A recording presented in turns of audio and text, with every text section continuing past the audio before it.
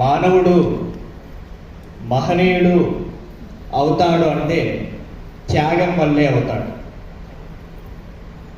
దేన్ని మనం త్యాగం చేయాలి? మన జీవితాన్న, మనం నమ్ముతున్నటువంటి మార్గాన్న, మన ఐశ్వర్యాన్న, మన అంతస్తున దేన్ని మనం త్యాగం చేయాలి? దేన్ని మనం త్యాగం చేయాలంటే మనలో ఉన్నటువంటి ఆశని, భయాన్ని, అభద్రతా భావాన్ని, వీటిని త్యాగం చేయాలి. అప్పుడే మానవుడు మహనీయుడవుతాడు.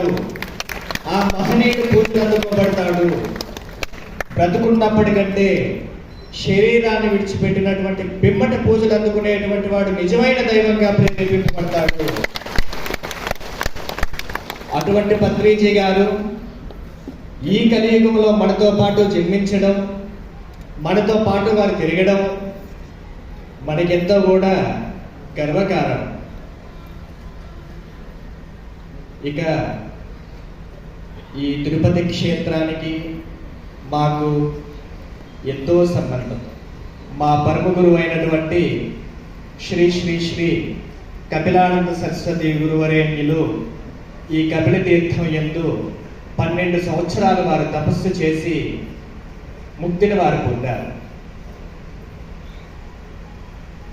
గురువు అనగా ఎవరిని మనం గురువు అని అంటాం?